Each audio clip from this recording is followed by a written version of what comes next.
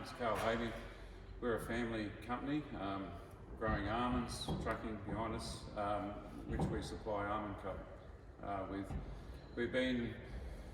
I've been in the industry since I left school, which is 1986.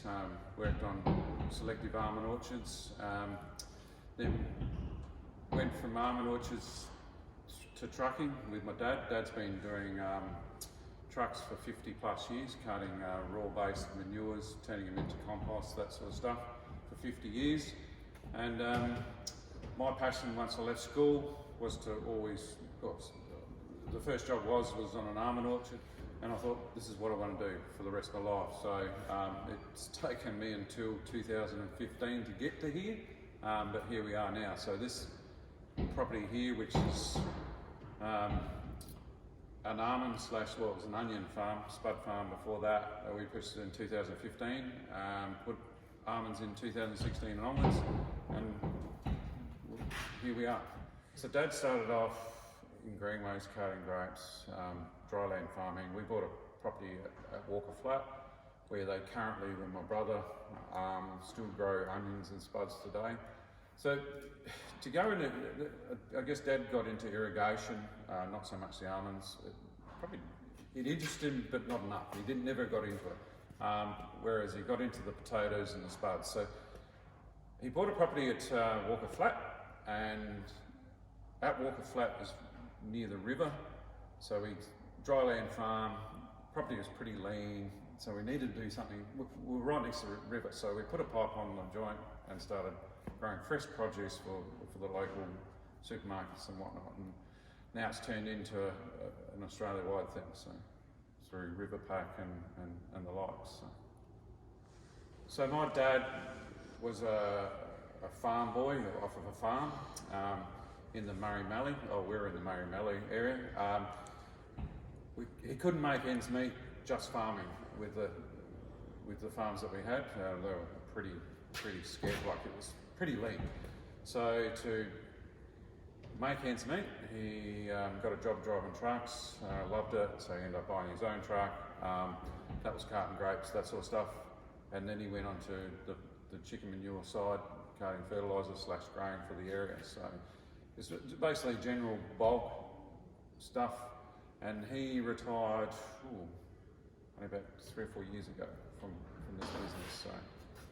So I did trucks for 10 years, and then I got a job offer in New South Wales to set up an almond orchard over there, and it was a reasonable size orchard. Did that for 5 years, and while I was doing that for 5 years, Dad and I formed a partnership in the trucks. He ran the trucks while I was doing that, and once I finished project managing over here, come back to the trucks, and did that for another 10 years, and then bought this joint. So when I come back from the project managing almonds, this truck behind was one of the first projects we had. We bought this truck as a cab chassis, and Dad and I had built trailers, dog trailers and that sort of stuff in the past. This is one of the major projects where we put a truck body on a cab chassis, and we built another couple of trailers to go behind them. So Dad and I have always been interested in engineering as well, although we've never had a ticket. I'm a fully qualified dryland farmer by trade, but there's never enough money in this area to feed my habits. So we went into trucks. We built the trucks because back in the day, off a lean farm, we couldn't afford to buy new stuff ready to go. We thought we'd be able to build it ourselves and save a bit of coin that way, and we did. And it's got us to where we are. So we've gone from 2 trucks back in 2007 up to 8 trucks on the road now, plus other support trucks. So the fabrication side was just in the workshop, which we service our own trucks as well. So our family business now, we have 16 staff working for the transport side, so mechanics. Shed cleaning, contract shed cleaning. So we do contract shed cleaning as well for the chicken sheds, and plus truck drivers. plus office staff, and then the almond side we've got the the fabricators, which you'll have a look in a minute, out here building other stuff as well as tippers and manure spreaders and whatnot. Yeah, so we've moved on, so we've got around about, I think I counted 22 staff. So Nuleaf Organics, when I was project managing over in Griffith area, setting up an almond farm, we had some pretty good agronomists that would come in and tell us what we need to put out and whatnot. So you get a spreadsheet and you'd have your NPKs and your traces all on the spreadsheet. When I broke it down, like we've been doing chicken manure for a long time, and we only just started to do analysis on chicken manure. When I broke it down, that balance on the spreadsheet that we're putting on an almond orchard was pretty much what you get in manure at the 5-6 tonne level. So I go, well, this is a no-brainer. Like, we're not putting on too much N or not putting on too much K.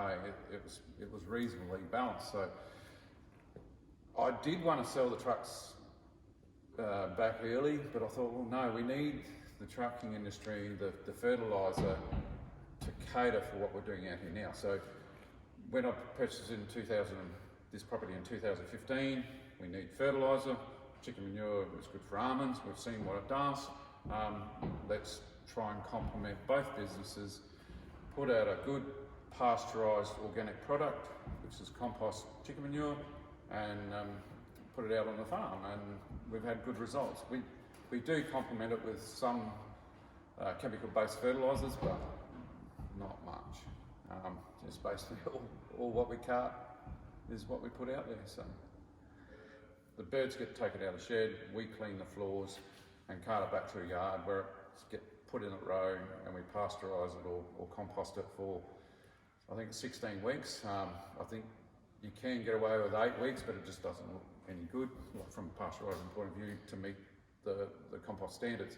So we take it to 16 weeks, which makes it look really good, spreads really well, and that way we know that we've got rid of the weed seeds, the pathogens and all that. So we've got 2 yards, one at Mallala and one at Manum. Nuleaf Organics is 1 yard, well, both yards are under Nuleaf Organics now, and we process it back there. So it goes through windrow, like I said, and we put it through compost turners, which is a big rotary drum thing that aerate it and mix water with it to get the product that we spread out in the farm, which you'll see today.